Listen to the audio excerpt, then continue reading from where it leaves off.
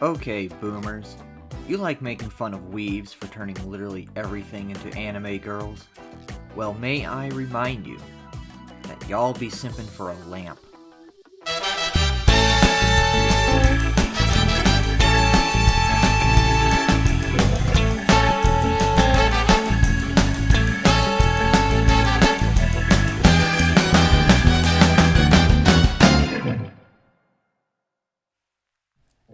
Before we begin, I would like to make an apology. In my last video, I asked you guys to leave down in the comment section what your favorite Christmas movie was. Only, when I checked the next morning after uploading, turns out I somehow had the comments turned off. So, how are you supposed to comment when there is no comment section? Fortunately, the video only had one view up to that point, and I fixed the issue.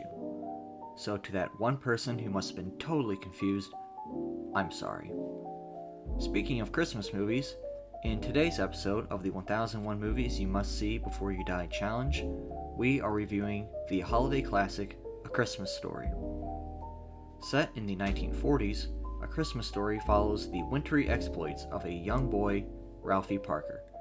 It's Christmas time, and Ralphie wants nothing more than a Red Ryder BB gun. There's just one problem. Everyone says that he'll shoot his eye out. His parents, his teacher, even Santa himself. Come on, fat boy, you're supposed to be cool. During his long wait for Christmas Day, Ralphie spends his time getting into all kinds of childhood adventures, listening to his favorite radio show, dealing with school bullies, conducting science experiments. This movie is supremely entertaining holiday comedy. Every bit has over the years become a classic. One scene that I find particularly humorous is the "oh fudge" scene. When you're 8 or 9 years old, watching this movie, you really feel Ralphie's pain here. Saying the F word back then, especially in front of your parents, seemed like one of those cardinal sins that could easily cause the jaws of hell to suddenly open wide and swallow you whole. Like, if your parents didn't kill you, you knew that Satan definitely would. And Jesus would probably help too, because you messed up that bad. Remembering that feeling is probably why I think that this scene is so fucking funny, because of course now, saying fook ain't so fucking scary. There, see? I just said it. And I'll fucking do it again. And nobody can stop. Oh god!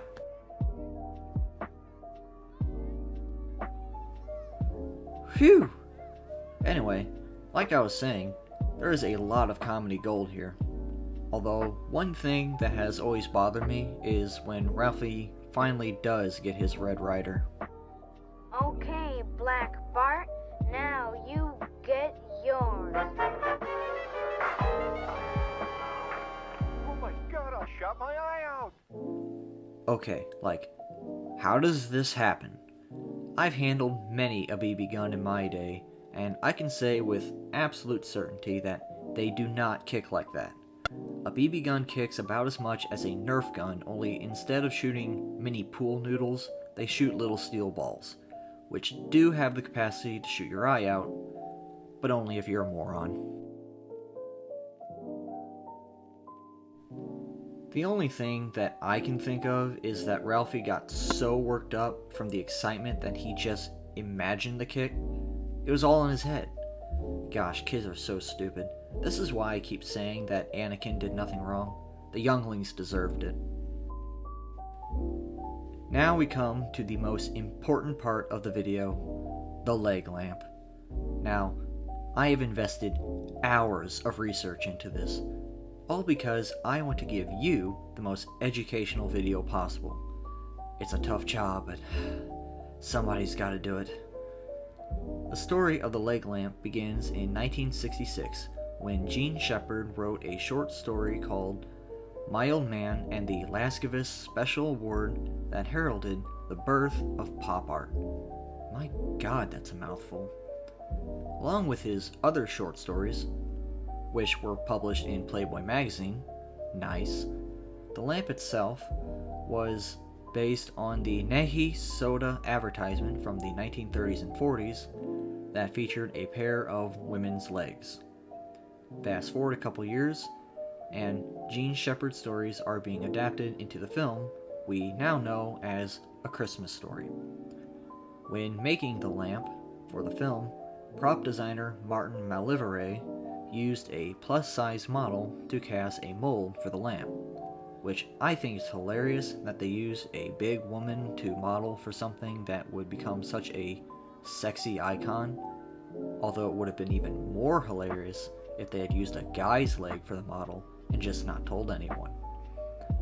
3 leg lamps would end up being made for the movie, but only one survived filming as the other 2 were broken during production.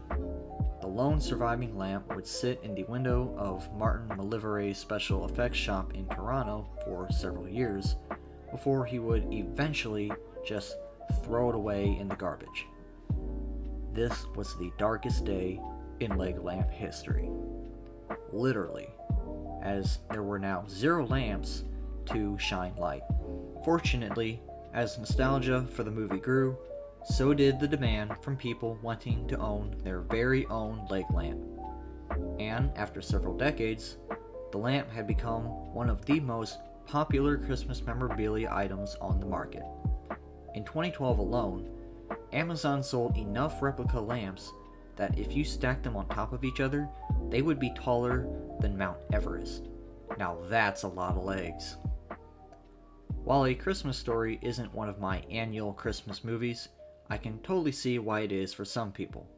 It is a witty and iconic film. It fills the heart with that special feeling that you get this time of year, and for that, I am giving it a good rating. Well, that's all I have for you today. Since you made it to the end of the video, why don't you hit the like button, as you clearly liked it well enough to sit through it all. Also, subscribe if you're new, and until next time, good night.